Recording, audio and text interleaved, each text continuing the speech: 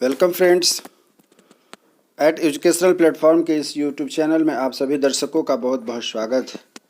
आज का हमारा यह एपिसोड विशेष करके वैसे छात्र छात्राओं को समर्पित है जो सत्र 21-23 अर्थात 2023 में अपने बीएड सेकेंड ईयर की फाइनल परीक्षा लिखने जा रहे हैं और वे यदि छात्र छात्रा अपने विषय अर्थात कोर्स 9 असेसमेंट फॉर लर्निंग में अच्छे मार्क्स पाना चाहते हैं तो वैसी परिस्थिति में आज का यह हमारा एपिसोड उनके लिए बहुत ही कारगर साबित होगा और बहुत ही अच्छा मार्क्स उनको आ सकते हैं।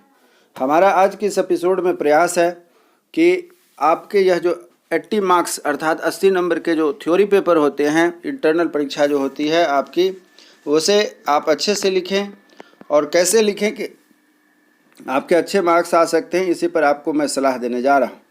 प्रयास यही रहेगा कि आप अच्छे मार्क्स लेकर के आएँ। 80 नंबर के इस पेपर में अधिक से अधिक नंबर आप लेकर के आएँ। इसी प्रयास को लेकर के आज का मेरा यह एपिसोड है।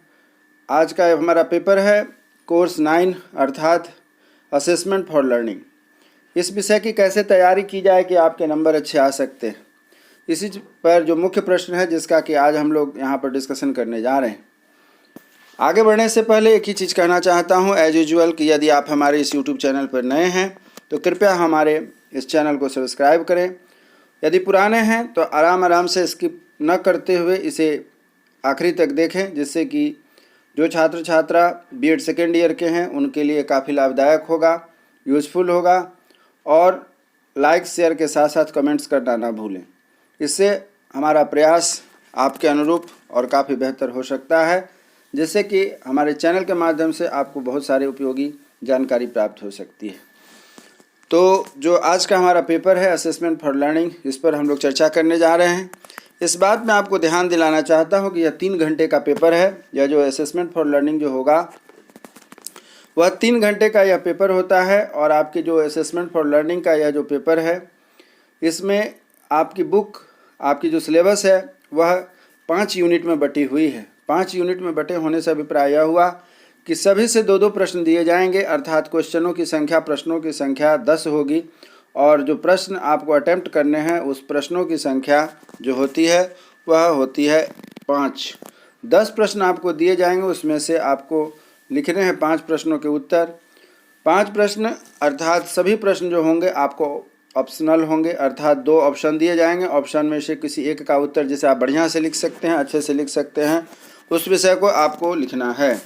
तो चलिए शुरुआत करते हैं कि हमें कैसे लिखना है और क्या क्या करने हैं। तो हमारा पहला प्रश्न यह है कि अधिगम सुधार में पृष्ठ पोषण की भूमिका वर्णन करें। अधिगम सुधार में पृष्ठ पोषण की भूमिका वर्णन करें, या यूँ कहें कि दूसरे तरीके से इस प्रश्न को जब घुमा करके पूछा जाता है तो मौखिक परीक्षा का क्या अर्थ है और मौखिक परीक्षा के उद्देश्यों को विस्तार से बताएं। दूसरे अर्थों में इस प्रश्न को और भी दूसरे तरीके से घुमा करके पूछा जाता है कि आकलन की अवधारणा से अवगत कराएं। आकलन की अवधारणा से अवगत कराएं। आकलन मूल्यांकन से किस प्रकार भिन्न होता है। आकलन एवं मूल्यांकन के उद्देश्यों पर प्रकाश डालें। फिर से एक बार रिपीट करता हूँ, अधिगम सुधार में पृष्ठ पोषण की भूमिका वर्णन कीजिए, या फिर मौखिक परीक्षा का क्या अर्थ है और मौखिक परीक्षा के उद्देश्यों को विस्तार से बताइए। या फिर दूसरे तरीके से इस प्रश्न को और भी पूछने के तरीके हैं, आकलन की अवधारणा से अवगत करावें। आकलन मूल्यांकन से किस प्रकार भिन्न है। आकलन एवं मूल्यांकन के उद्देश्यों पर प्रकाश डालें। इस तरीके से आपका प्रश्न पूरा होता है। आप इसके उत्तर अच्छे से तैयार करें। इसमें जो प्रश्न के उत्तर लिखे जाएंगे 400 से 500 शब्दों के बीच में इसके उत्तर लिखे जाते हैं, जिससे कि एक उत्तर जो होगा आपका अच्छे से कंप्लीट माना जाता है। और एक प्रश्न के जो मार्क्स होंगे, एक प्रश्न के जो उत्तर आप लिखेंगे उसमें लगभग 16 नंबर का पेपर यह होता है। तो इस चीज़ का ध्यान रखें कि यहाँ पर जो आप लिखेंगे प्रश्नों के उत्तर, उसमें शब्दों की संख्या 400 से 500 के बीच होनी चाहिए। अब चलिए आगे बढ़ते हैं कोई प्रश्न संख्या 2 की ओर।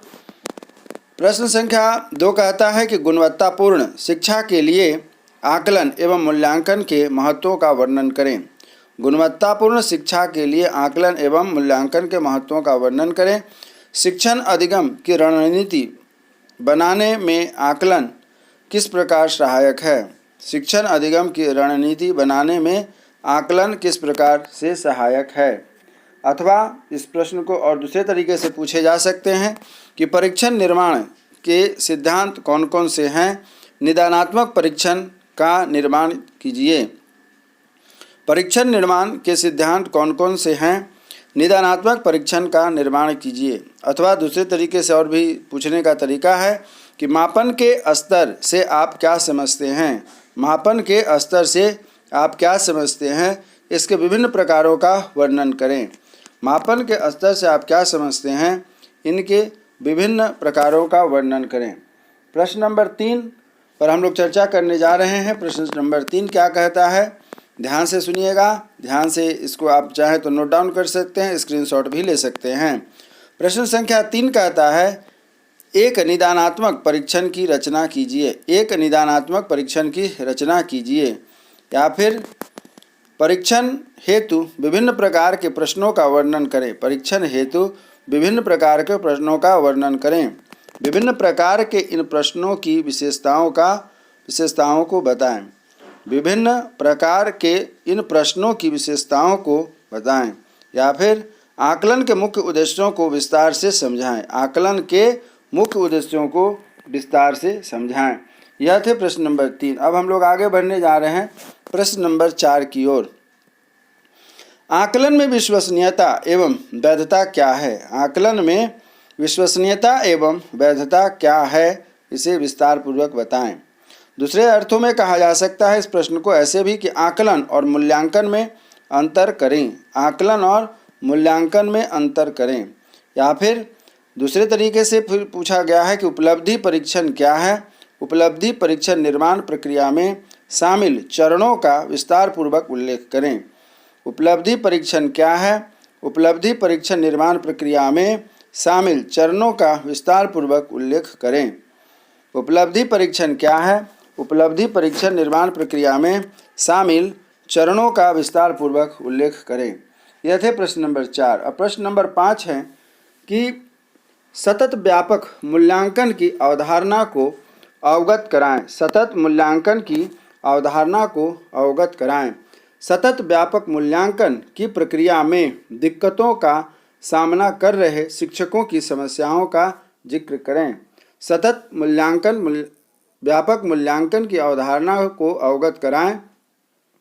सतत व्यापक मूल्यांकन की प्रक्रिया में दिक्कतों का सामना कर रहे शिक्षकों की समस्याओं का जिक्र करें। या और भी दूसरे अर्थ में इस प्रश्न को पूछा जाता है घुमाकर कि पाठ्यपुस्तकों के महत्व और एक अच्छी पाठ्यपुस्तक के गुणों का वर्णन कीजिए। पाठ्यपुस्तकों के महत्व और एक अच्छी पाठ्यपुस्तक के गुणों का वर्णन कीजिए। अथवा प्रमाणीकृत एवं अध्यापक निर्मित परीक्षाओं में अंतर बताइए। प्रमाणीकृत एवं अध्यापक निर्मित परीक्षाओं में अंतर बताइए, इसे वर्णन करें। प्रश्न नंबर 6 कहता है कि आकलन के मुख्य उद्देश्य बताइए। आकलन के मुख्य उद्देश्य बताइए। या अथवा में है कि संरचनात्मक एवं योगात्मक मूल्यांकन के उद्देश्यों को बताएं। संरचनात्मक एवं योगात्मक मूल्यांकन के उद्देश्यों को बताएं। और अथवा ऐसे भी कहा गया है कि अध्येता के व्यक्तित्व का आकलन लर्नर्स आप किस प्रकार से करेंगे। देखिए यहाँ पर एक शब्द है अध्येता। अध्येता का मतलब होता है लर्नर्स, अर्थात सीखने वाले जो हैं उन्हें अध्येता कहा जाता है। तो अध्येता के व्यक्तित्व का आकलन आप किस प्रकार से करेंगे, इसके बारे में आपको वर्णन करना है। अध्येता के व्यक्तित्व का आकलन अर्थात लर्नर्स कैसे करेंगे, इस बारे में आपको बताना है। प्रश्न संख्या 7 कहता है। प्रश्न संख्या 7 की ओर बढ़ने से पहले इस बात को देखिए कि प्रश्न नंबर 7 क्या कहता है। प्रश्न नंबर 7 यही कहता है कि बुद्धि परीक्षण की माप से आप क्या समझते हैं। बुद्धि परीक्षण की माप से आप क्या समझते हैं। विभिन्न प्रकार के बुद्धि एवं सामूहिक बुद्धि के बारे में वर्णन करें।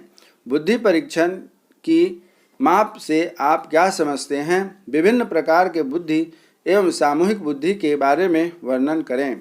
बुद्धि परीक्षण की माप से आप क्या समझते हैं। विभिन्न प्रकार के बुद्धि एवं सामूहिक बुद्धि के बारे में वर्णन करें। या दूसरा इसी से जुड़ता हुआ प्रश्न है कि शाब्दिक तथा अशाब्दिक परीक्षणों की तुलना कीजिए। शाब्दिक तथा अशाब्दिक परीक्षणों की तुलना कीजिए। या फिर दूसरे अर्थों में कहा गया है कि मापन के उद्देश्यों का वर्णन करें। मापन के उद्देश्यों का वर्णन करें। मापन के उद्देश्यों का वर्णन करें। अब प्रश्न संख्या 8 आता है, उसके बारे में अब हम लोग यहाँ पर देख रहे हैं। प्रश्न संख्या 8 कहता है कि बहुलक की परिभाषा दीजिए तथा व्यवस्थित प्रदत्तों के बहुलकों की गणना कैसे करेंगे। बहुलक की परिभाषा दीजिए तथा व्यवस्थित प्रदत्तों से बहुलांक की गणना कैसे करेंगे। फिर इस प्रश्न को अथवा में ऐसे करके पूछा जाता है कि अध्यता की अभिक्षमता परिभाषित करें। अध्यता की अभिक्षमता परिभाषित करें। अभिक्षमता परीक्षण उपकरण के उपयोग को बताएं। अध्यता की अभिक्षमता परिभाषित करें। अभिक्षमता परीक्षण उपकरण के उपयोग को बताएं। अथवा विद्यार्थियों की रुचि के आकलन हेतु उपयोग में लाए जाने वाली परीक्षण उपकरण एवं उनकी क्रिया विधि का उल्लेख कीजिए। विद्यार्थियों की रुचि के आकलन हेतु उपयोग में लाए जाने वाले परीक्षण उपकरण एवं उनकी क्रिया विधि का उल्लेख करें। इस प्रकार प्रश्न नंबर 8 आपका पूरा होता है। प्रश्न नंबर 9 की ओर बढ़ते हैं। किसी समूह में शामिल अध्येताओं के आकलन हेतु अपनाए जाने वाले कुछ परीक्षण उपकरणों एवं उनकी क्रियाविधि पर प्रकाश डालें। किसी समूह में शामिल अध्येताओं के आकलन हेतु अपनाए जाने वाले कुछ परीक्षण उपकरणों एवं उनकी क्रियाविधि पर प्रकाश डालें। अथवा किसी आकलन में शामिल अधिगम के सभी अनुक्षेत्रों अर्थात संज्ञानात्मक, भावात्मक तथा मनोक्रियात्मक की अवधारणा से अवगत कराएं। किसी आकलन में शामिल अधिगम के सभी अनुक्षेत्रों संज्ञानात्मक, भावात्मक और मनोक्रियात्मक की अवधारणा से अवगत कराएं। या फिर आगे जो प्रश्न हमारा है वह अथवा में है कि विद्यालय आधारित आंतरिक मूल्यांकन क्या है। विद्यालय आधारित मूल्यांकन क्या है। यह मूल्यांकन अध्येता विकास हेतु क्यों जरूरी है। 100 उदाहरण उत्तर दीजिए। मूल्यांकन आधारित आंतरिक मूल्यांकन क्या है। यह मूल्यांकन अध्येता विकास हेतु क्यों जरूरी है। 100 उदाहरण अंतर दीजिए। विद्यालय आधारित आंतरिक मूल्यांकन क्या है और यह मूल्यांकन अध्येता विकास हेतु क्यों जरूरी है। 100 उदाहरण स्पष्ट करिए। अब हम लोग प्रश्न संख्या 10 की ओर बढ़ते हैं। प्रश्न संख्या 10 कहता है कि शिक्षण अधिगम प्रक्रिया में मूल्यांकन क्यों आवश्यक है। शिक्षण अधिगम प्रक्रिया में मूल्यांकन क्यों आवश्यक है। अध्येताओं के संज्ञानात्मक पहलुओं के मूल्यांकन हेतु आप क्या करना चाहेंगे। शिक्षण अधिगम प्रक्रिया में मूल्यांकन क्यों आवश्यक है। अध्येताओं के संज्ञानात्मक पहलुओं के मूल्यांकन हेतु आप क्या करना चाहेंगे। शिक्षण अधिगम प्रक्रिया में मूल्यांकन क्यों आवश्यक है। अध्येताओं के संज्ञानात्मक पहलुओं के मूल्यांकन हेतु आप क्या करना चाहेंगे। इसी प्रश्न को दूसरे सेंस में आपको घुमा करके कभी कभार टेबल के रूप में भी पूछ देता है कि निम्नलिखित वितरण के मानक विचलन ज्ञात करें। निम्नलिखित वितरण से मानक विचलन प्राप्त करें। तो इसको दिया गया है आपके पास यह एक टेबल है जिसमें आपको इसके मानक विचलन ज्ञात करने हैं। वर्ग अंतराल तथा आवृत्ति दी गई है। वर्ग अंतराल 45 से 47 है जो आप यहाँ देख रहे हैं, उसमें आवृत्ति 2 है। वर्ग अंतराल 50 से 54 है जिसकी आवृत्ति 4 है। वर्ग अंतराल 55 से 59 है जिसकी आवृत्ति 5 है। वर्ग आवृत्ति 60 से 64 है जिसकी आवृत्ति 15 है। वर्ग अंतराल 60 से 64 है जिसकी आवृत्ति 15 है। वर्ग अंतराल 65 से 69 है जिसकी आवृत्ति 6 है। और वर्ग अंतराल 70 से 74 है जिसकी आवृत्ति 3 है तथा वर्ग अंतराल 75 से 79 दी गई है जिसकी आवृत्ति 3 है। चलिए अब इस प्रश्न का यह प्रश्न पत्र का आखिरी प्रश्न है। प्रश्न संख्या 11वीं। आपको निश्चित रूप से इस परीक्षा में जो प्रश्न पूछे जाएंगे उसमें इन प्रश्नों की जो आप आंसर देंगे उन प्रश्नों के साथ साथ लॉन्ग टाइप क्वेश्चन के साथ साथ कुछ टिप्पणी स्तर से भी प्रश्न रहते हैं, जिसमें लगभग आपको 2 या 3 प्रश्नों को अटेम्प्ट करना होता है। 16 नंबर के अनुसार जो प्रश्न बन सकते हैं उस पर आधारित आपके लिए एक टिप्पणी आधारित भी प्रश्न रहता है। तो इस टिप्पणी आधारित प्रश्न का उत्तर आप कैसे देंगे, तो उसके लिए कम से कम 200 से 250 शब्दों में, उसके लिए आप 200 अर्थात 200 से लेकर के 250 शब्दों में, इन शब्दों में इस जो शॉर्ट टाइप आंसर अर्थात जो टिप्पणी दी गई है, इन प्रश्नों के उत्तर आप देंगे तो जाकर के आपका उत्तर जो होगा संतुष्ट माना जाता है। तो टिप्पणी पर आधारित जो प्रश्न होंगे उसे आप सुन लीजिए, आप इसकी तैयारी अच्छे से करें जिससे कि आप इसका उत्तर दे सकते हैं। तो टिप्पणी पर आधारित प्रश्न यह कहता है कि आंकड़ों के आलेखीय रूप के विभिन्न विधियों को लिखें। आंकड़ों के आलेखीय निरूपण की विभिन्न विधियों को लिखें, अर्थात वह आंकड़ों को दर्शाने के लिए कौन कौन से विधियाँ दी गई है उसी को कहा जाता है आंकड़ों के आलेखीय निरूपण की विभिन्न विधियाँ कौन कौन सी हैं। ख है कि एनेक्डोटल रिकॉर्ड क्या है, एनेक्डोटल रिकॉर्ड क्या है। ग कहता है पद विश्लेषण क्या है, पद विश्लेषण क्या है। घ कहता है रूबिक्स का विकास क्या है, रूबिक्स का विकास क्या है या किसे कहते हैं। अंग कहता है उपलब्धि परीक्षण पत्र की विश्वसनीयता, उपलब्धि परीक्षण पत्र की विश्वसनीयता। च कहता है निर्धारण मापनी, निर्धारण मापनी। छ है अवलोकन अनुसूची, छ है अवलोकन अनुसूची। ज में है अभिवृत्ति, ज में अभिवृत्ति। झ में है अभिक्षमता, अभिक्षमता। उसके बाद य में है प्रोग्रेस रिपोर्ट, य में है प्रोग्रेस रिपोर्ट। ट में है संचयी रिकॉर्ड, ट में संचयी रिकॉर्ड। और ठ में है परीक्षण तथा ड और आखिरी प्रश्न है वह है उपलब्धि। तो आपने ठ में देखा कि परीक्षण के बारे में लिखना है और ड में देखा कि उपलब्धि के बारे में आपको लिखना है। तो इस प्रकार आपने यह देखा कि कैसे आप अपने इस पेपर C9 में अच्छे अंक प्राप्त कर सकते हैं। उसके लिए मैंने जो आपको सहयोग के तौर पर इन प्रश्नों की जो सूची दी है, उम्मीद करता हूं कि आपको यह निश्चित रूप से उपयोगी होगा, आपके समझ में आएगा कि यह तैयारी आपकी कैसी है। आप अपनी तैयारी को बेहतर ढंग से बनाएं जिससे कि आप अच्छे अंक प्राप्त कर सकते हैं। उम्मीद करता हूं कि हमारा यह प्रयास आपको निश्चित रूप से कहीं ना कहीं उपयोगी सिद्ध होगा। आपके बीएड के सेकेंड ईयर की परीक्षा में आप इसको तैयार करके जाते हैं तो पूर्ण विश्वास है कि आपके सभी प्रश्न 80 नंबर के जो हैं वह पूरे प्रश्न उत्तर हो सकते हैं।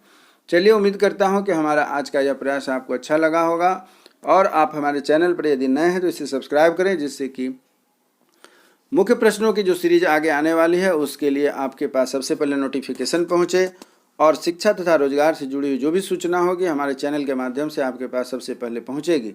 इसी उम्मीद के साथ कि हमारी आपकी मुलाकात फिर से होगी एक दूसरे वीडियो में, दूसरे एपिसोड में। आप अपने आप को स्वस्थ रखें, मन लगा करके पढ़ें तथा परीक्षा की तैयारी करें और हमारी आपकी फिर से मुलाकात होगी एक नए वीडियो में नए टॉपिक को लेकर के लिए। तब तक के लिए जय हिंद, जय भारत।